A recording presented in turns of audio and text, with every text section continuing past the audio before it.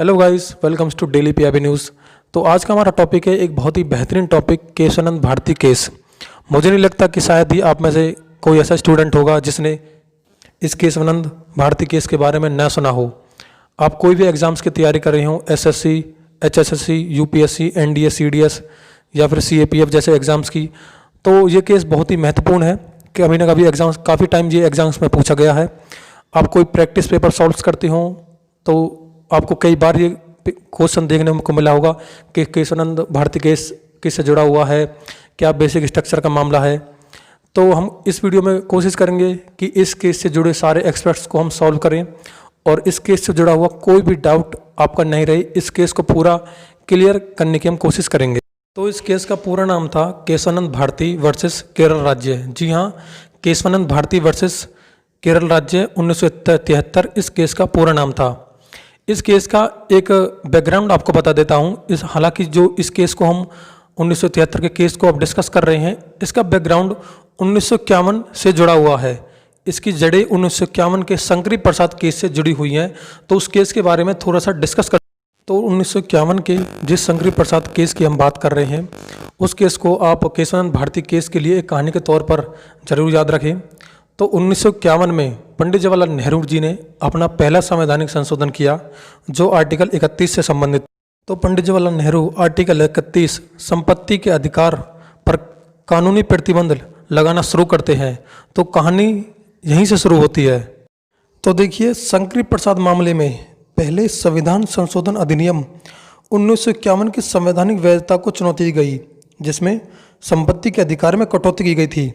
Supreme court ने इस मामले में कहा था कि आर्टिकल 368 के तहत संसद मूल अधिकारों में संशोधन कर सकती है। जी हाँ, सुप्रीम कोर्ट ने कहा कि आर्टिकल 368 के तहत संसद मूल अधिकारों में संशोधन कर सकती है। अब देखिए, आज हम 2020 में इस लेक्चर को डिस्कस कर रहे हैं। तो सपोज कीजिए 1951 में जाकर अगर हम इस केस के बारे में देखें, तो उस दौरान पंडित जवाहरलाल नेहरू, महात्मा गांधी जैसे जो बहुत ही प्रभावशाली व्यक्तित्व के लोग थे, और उस दौरान तो भारत में कांग्रेस के अलावा और कोई पार्टी भी नहीं थी। जब देश में विपक्षी नहीं था, तो क्या संसद में बैठे हुए लोगों को इस संशोधन अधिनियम को पारित करने से कोई रोक सकता था? मुझे नहीं लगता कि उस दौरान पंडित जवाहरलाल नेहरू जी के व्यक्तित्व के सामने चीफ जस्टिस ऑफ इंडिया का व्यक्तित्व कुछ मायने रखता होगा। तो इस तरीके से उन्होंने अपना काम निकलवा लिया और पहला संवैधानिक संशोधन उन्होंने आराम से पास करा लिया। तो इसी वजह से उस दौरान शंकरी प्रसाद जी ने उन्हें चुनौती दी, और उस दौरान सुप्रीम कोर्ट, जो पंडित जवाहरलाल नेहरू जी के व्यक्तित्व के सामने कुछ खास नहीं था, उसने कहा कि संसद मूल अधिकारों में संशोधन कर सकती है। देखिए, सुप्रीम कोर्ट ने जो पहले संविधान संशोधन से संबंधित अपना डिसीजन दिया, उसमें यह बात तो साबित हो गई कि संसद में बैठे हुए लोग मूल अधिकारों में भी संशोधन कर सकते थे। अब उसके बाद में एक दूसरा मामला आया, पंजाब का गोलकनाथ मामला, जो 1967 में आया, जिसमें 17वें संशोधन अधिनियम को सुप्रीम कोर्ट में चुनौती दी गई। यह मामला भूमि सुधारों से जुड़ा हुआ था। तो देखिए, भूमि सुधारों से जुड़ा हुआ मामला था, उस दौरान से संपत्ति का मामला था। आज जो हम आर्टिकल 31 को डिस्कस करते हैं, हालांकि वह अब कोई महत्व नहीं रखता, वह अब एक साधारण कानून बन चुका है, परंतु उस दौरान आर्टिकल 31 का काफ़ी महत्व था। तो इस भूमि सुधार से संबंधित जो जुड़ा हुआ कानून था, उसके संबंध में उस दौरान सुप्रीम कोर्ट ने डिसीजन दिया कि आर्टिकल 368 के तहत संसद को मूल अधिकारों में संशोधन करने की शक्ति नहीं है। अब देखिए, 1951 में जहां सुप्रीम कोर्ट ने कहा था कि संसद मूल अधिकारों में भी संशोधन कर सकती है, अब 1967 में इस मामले में सुप्रीम कोर्ट कहता है कि संसद मूल अधिकारों में संशोधन नहीं कर सकती है। तो इसके साथ ही साथ इंदिरा गांधी जी भी राजनीति में सक्रिय हो चुकी थी इस दौरान। तो अब हमारी न्यायपालिका और संसद बिल्कुल एक दूसरे के आमने सामने आ चुके थे। तो अब जब सरकार और न्यायपालिका एक दूसरे के सामने आ चुके थी, सरकार, संसद में बैठे हुए लोग जहां चाहते थे कि वह मूल अधिकारों में और संविधान में अपनी मर्जी से संशोधन कर सकें, कानूनों को अपने हिसाब से तोड़ मरोड़ सकें, वहीं सुप्रीम कोर्ट ने अपने डिसीजन में 17वें संविधान संशोधन अधिनियम के तहत कह दिया था कि सरकार अब मौलिक अधिकारों में कोई भी संशोधन नहीं कर सकती। तो इसी बात को देखते हुए जब सरकार और न्यायपालिका दोनों में एक द्वंद्वता छिड़ गई, तो इसी दौरान संसद में सरकार ने 24वां संशोधन अधिनियम पारित किया, और इस एक्ट में कहा गया कि संसद मूल अधिकारों में और संविधान के अन्य प्रावधानों में किसी भी प्रकार का संशोधन कर सकती है। तो हम कह सकते हैं कि इस दौरान जुडिशरी और हमारी संसद दोनों बिल्कुल आमने सामने आ गए थे। देखिए, संसद ने जहां अपने 24वें संशोधन अधिनियम के तहत यह कहा कि संसद को खुली छूट है कि वे मूल अधिकारों में किसी भी प्रकार का संशोधन कर सकती है, इसी दौरान ही संसद एक और 25वां संशोधन अधिनियम लेके आई, जिसमें जो भूमि सुधारों से जुड़ा हुआ था, जिसमें सरकार ने कहा कि सरकार जिन लोगों के पास ज़्यादा संपत्ति है उस संपत्ति को अपने अधिकार में लेगी और उसकी कीमत भी सरकार ही। तो देखिए, अब जो 25वां संशोधन अधिनियम था भूमि सुधार से जुड़ा हुआ, इसमें सरकार ने कह दिया कि जिन लोगों के पास ज़्यादा संपत्ति है उसकी संपत्ति को सरकार अपने अधिग्रहण में लेगी और उसकी कीमत भी सरकार ही तय करेगी। सरकार उनकी संपत्ति को ले लेगी और अपनी मर्जी से उनकी कीमत तय करेगी। इसके अलावा वह उस संपत्ति को, जिन लोगों के पास संपत्ति नहीं है, भूमिहीन लोगों को उस संपत्ति को दे सकती है। अब देखिए, अब इन सारी चीज़ों से आपको एक बैकग्राउंड बन गया होगा। अब इसी बीच में हमारे आते हैं केशवानंद भारती साहब। तो ये जो एक पूरा हमने डिस्कस किया, इससे आपके दिमाग में एक पिक्चर बन गई होगी, जहाँ पर पहले संशोधन में सुप्रीम कोर्ट कहता है कि संसद मौलिक अधिकारों में संशोधन कर सकती है, जबकि 70वें संशोधन में सुप्रीम कोर्ट कहता है कि संसद मौलिक अधिकारों में संशोधन नहीं कर सकती। और उसके बाद में 24वें संशोधन में संसद कहती है कि हम कुछ भी कर सकते हैं। तो अब हम अपने केशवानंद भारती केस पर चलते हैं। तो केशवानंद भारती जी के बारे में आपको कुछ बता देते हैं। ये कोई वकील नहीं थे, ये कोई प्रवक्ता नहीं थे, ये एक संत थे। जी हाँ, ये केरला में शंकराचार्य मठ के एक मठाधीश थे, एक संत थे। केरला में एडनीर में स्थित एक शैव मठ था जो शंकराचार्य मठ से जुड़ा हुआ था, उसके मठाधीश थे। तो आप प्लीज़ हमें अपने हमारे कमेंट बॉक्स में कमेंट करके बताएं कि आप में से कितने लोगों को ये पता था कि यह एक संत थे। यह जो मठ था यह 9वीं सदी के महान संत शंकराचार्य से जुड़ा हुआ था। शंकराचार्य से जुड़े हुए होने के कारण ही इस मठ के प्रमुख को केरल के शंकराचार्य का दर्जा दिया जाता था और इस मठ से जुड़े हुए होने के कारण ही केशवानंद भारती जी को केरल का शंकराचार्य भी कहा जाता था। इन्होंने लगभग 19 साल की उम्र में ही संन्यास ले लिया था। तो देखिए, इस दौरान केरला में 1971 में वामपंथी सरकार बनी, जो उस दौरान जो भूमि सुधार कानून आए थे उन पर काम कर रही थी। तो इस वामपंथी सरकार ने वहाँ पर जो काफ़ी सारी धार्मिक संस्थाएं भी थीं जिनके पास हजारों एकड़ ज़मीन थी, तो भूमि सुधार कानून के तहत केरल सरकार ने वो सारी ज़मीनें अपने अधीन कर ली। तो इसी तरीके से एडनीर मठ के अंतर्गत जो भी ज़मीन आती थी वो भी सरकार के अंडर में चली गई और सरकार का एडनीर मठ की जो ज़मीन थी उस पर उसका अधिकार हो गया। इस प्रक्रिया में सरकार ने एडनीर मठ की जो ज़मीन थी, भूमि थी, उसको भूमिहीन लोगों में बांटने का निर्णय लिया। इस तरीके से मठ की एक बहुत सारी एकड़ भूमि पर राज्य सरकार का आधिपत्य हो गया। तो राज्य सरकार के इस फैसले के खिलाफ एडनीर मठ के तत्कालीन प्रमुख स्वामी केशवानंद भारती जी ने केरल सरकार के इस फैसले को केरला हाईकोर्ट में चुनौती दी। तो तब जाकर इस तरीके से यह मामला केशवानंद भारती वर्सेस केरल स्टेट बना। तो इस सारे मामले के पीछे एक बहुत बड़ा जो योगदान था वो था नाना पालिकेवाल जी का। नाना पालिकेवाल जी उस दौरान एक बहुत बड़े संवैधानिक विशेषज्ञ थे, संविधान के ज्ञाता थे। तो केशवानंद भारती जी के जो एडनीर मठ से जो जुड़े हुए थे उसकी संपत्ति से संबंधित याचिका को लेकर वो सबसे पहले इन्हीं के पास गई और उसके बाद में स्वामी केशवानंद भारती जी ने केरला हाईकोर्ट में एक याचिका दायर की। इस याचिका में उन्होंने संविधान के अनुच्छेद 26 का हवाला देते हुए अपनी धार्मिक संपत्ति के रखरखाव एवं प्रबंधन का मूल अधिकार दिए जाने की मांग की। साथ ही केरल सरकार के भूमि सुधार कानूनों को भी चुनौती दी। अब हाईकोर्ट में यह मामला चला तो हाईकोर्ट में केशवानंद भारती जी यह मामला हार गए और मठ को हाईकोर्ट में कामयाबी नहीं मिली। हालांकि केरला हाईकोर्ट में मठ को कामयाबी नहीं मिली, जिसके बाद यह मामला सुप्रीम कोर्ट में चला गया था। अब जब सुप्रीम कोर्ट में यह मामला चला गया तो सुप्रीम कोर्ट ने इस मामले की गंभीरता को समझा, क्योंकि यह कोई साधारण मामला नहीं था।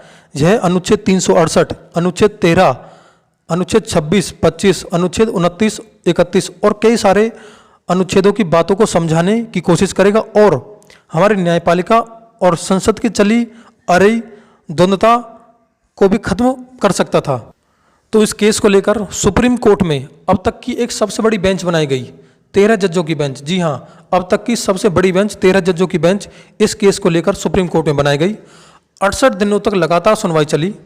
तो इसके बाद सुप्रीम कोर्ट ने पाया कि इस मामले में बहुत सारे प्रश्न जुड़े हुए हैं, जिसमें सबसे बड़ा सवाल यह था कि क्या देश की संसद के पास संविधान संशोधन के जरिए मौलिक अधिकारों सहित किसी भी अन्य हिस्से में असीमित संशोधन का अधिकार है। हालांकि इसके बाद 68 दिनों तक जो लंबी सुनवाई चली, उसमें अपने फैसले में सुप्रीम कोर्ट में 7-6 के अंतर से एक वोट से केशवानंद भारती जी के विरोध में सुप्रीम कोर्ट ने यह फैसला दिया। 7-6 के अंतर से एक वोट से वो केस हार गए। अब देखिए, वो केस तो हार गई, पर उस केस को अभी तक हम और आप अब तक भी पढ़ रहे हैं, तो वो हार कर भी बाजीगर बन गए। हर स्टूडेंट जो भी पॉलिटी पढ़ता होगा या फिर किसी भी तरीके के एग्जाम्स की तैयारी करता होगा, इस केस को तो जरूरी पढ़ता होगा। अब सुप्रीम कोर्ट ने अपना डिसीजन उनके अगेंस्ट तो दे दिया, तो आखिर में सुप्रीम कोर्ट में क्या निर्णय लिया गया तो उसके बारे में देखते हैं। तो अब वो सबसे महत्वपूर्ण बात, सुप्रीम कोर्ट ने कहा कि संसद संविधान के किसी भी अनुच्छेद में संशोधन कर सकती है, किसी भी भाग में संशोधन कर सकती है, लेकिन संविधान की मूल भावना, बेसिक स्ट्रक्चर को नहीं बदल सकती है। जी हाँ, इसमें कहा गया कि संसद संविधान के किसी भी भाग में संशोधन कर सकती है, लेकिन संविधान की मूल भावना और बेसिक स्ट्रक्चर इससे प्रभावित नहीं होनी चाहिए। तो अब हम देख सकते हैं कि पहली बार, आज़ादी के बाद पहली बार संसद की सर्वोच्चता को कम आंका गया और संविधान की सर्वोच्चता दर्शाई गई। संविधान को सर्वोच्च माना गया। इसके बाद भी काफ़ी सारी बहसें हुई, जिसमें संविधान की मूल भावना, बेसिक स्ट्रक्चर पर बात की गई। अब उस दौरान इंदिरा गांधी जी की सरकार थी। अब सुप्रीम कोर्ट की इस डिसीजन से, इस फैसले से सरकार की काफ़ी मनमर्जियों पर अंकुश लग चुका था। तो उस दौरान जो इंदिरा गांधी की सरकार थी, उसने अपनी मनमर्जियों को फिर से चालू रखने के लिए देखिए क्या किया। तो जो बेंच बनी थी 13 जजों की बेंच, जिसमें 7-6 से केशवानंद भारती जी केस हार गए थे, तो इसमें जो 6 जजों की बेंच थी जिसने केशवानंद भारती जी के खिलाफ वोट किया था, तो उस दौरान इंदिरा गांधी जी ने जो 7-6 की एक बेंच से जो केशवानंद भारती जी जो केस हार गए थे, उस बेंच में से थे जिन्होंने केशवानंद भारती जी के खिलाफ वोट की थी। उन जजों में से एक जज को अगली बार भारत के सुप्रीम कोर्ट का चीफ जस्टिस ऑफ इंडिया बनाया। देखिए, उनकी जो ये नियुक्ति हुई थी, यह 3 सीनियर जज को छोड़कर जो चौथे सीनियर जज थे, जिन्होंने केशवानंद भारती जी के विपक्ष में वोट किया था, उनको इंदिरा गांधी जी ने अगली बार सुप्रीम कोर्ट का chief justice of India, Bharat का मुख्य न्यायाधीश बना दिया गया। ये ऐसा उन्होंने क्यों किया गया था, आप अंदाजा लगा सकते हैं कि वो इस तरीके से इस केस को दोबारा रीओपन कराना चाहते थे और इसके डिसीजन को बदलना चाहते थे। तो नाना पालकीवाल जी जो हीरो थे, वे एक बार फिर सामने आए और उन्होंने वकील के तौर पर कहा कि कृपया करके इस केस को दोबारा न उठाया जाए, क्योंकि इससे काफ़ी समय व्यर्थ होगा और काफ़ी बहस होगी, जो फिर से काफ़ी समस्या का कारण बन जाएगी। तो देखिए, अब इस मामले में जो भी फैसला आया वह आज भी एक मिसाल है। हालांकि केशवानंद भारती जी ये मामला हार गए थे। इसके बाद तो ये मामला न्यूज़पेपर्स में काफ़ी हाईलाइट हुआ, इसके बारे में काफ़ी आर्टिकल्स लिखे गए।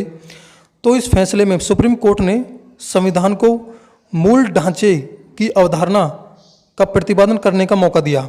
इसके बाद में संविधान के मूल ढांचे की अवधारणा को प्रतिपादित भी किया गया। बेसिक स्ट्रक्चर को लेकर काफ़ी चर्चाएं शुरू हुई। तो अब जब हमारी सुप्रीम कोर्ट ने यह डिसीजन दे दिया था कि संसद इस प्रकार का कोई भी संशोधन न करे जिससे संविधान की मूल भावना आहत हो, मूल भावना नष्ट हो, तो और इस प्रकार के जो भी संशोधन किए जाएंगे वे अवैध घोषित किए जाएंगे और न्यायालय को उसे निरस्त करने का भी अधिकार होगा। तो सुप्रीम कोर्ट यह स्पष्ट नहीं कर पाया कि संविधान का मूल ढांचा आखिर क्या होगा। सुप्रीम कोर्ट ने उस दौरान बस अपनी स्टेटमेंट में बोल दिया था कि जैसे जैसे समय बदलता जाएगा, हम मूल ढांचे के बारे में मूल ढांचे के बारे में लोगों को बताते जाएंगे, उन चीज़ों को डिसाइड करते जाएंगे, हम बताते चलेंगे कि संविधान का मूल ढांचा क्या होगा। तो अब देखिए वर्तमान में स्थिति क्या है।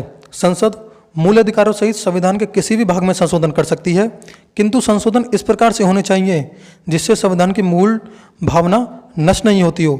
सुप्रीम कोर्ट ने स्पष्ट किया कि न्यायालय समय समय पर अपने सामने आने वाले मामलों की प्रकृति के आधार पर संविधान के मूल ढांचे की परिधि निर्धारित करेगा। तो दोस्तों, अब हम आते हैं हमारे लास्ट के मेन पॉइंट्स पर कि आखिर सुप्रीम कोर्ट ने क्या बताया कि मूल ढांचे में अभी तक क्या क्या शामिल किया गया है। तो इसमें जो शामिल किया गया है वो ध्यान से सुनिए गया।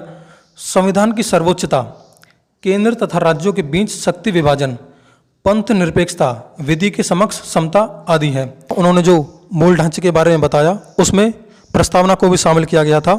उसमें उन्होंने बताया कि प्रस्तावना भी संविधान का एक मूल अंग है। इसमें उन्होंने प्रस्तावना में संशोधन से संबंधित बातें भी बताई। करता हूँ कि आज का जो टॉपिक था केशवानंद भारती केस था, इससे जुड़े हुए आपके सारे जो डाउट्स थे, एस्पेक्ट थे, वो सॉल्व हो चुके होंगे। तो आप अगर अन्य किसी भी टॉपिक पर हमारी वीडियो चाहते हैं तो हमें हमारे कमेंट बॉक्स में कमेंट कीजिए और सब्सक्राइब कीजिए, शेयर कीजिए, लाइक कीजिए हमारा चैनल डेली पीआईबी न्यूज़।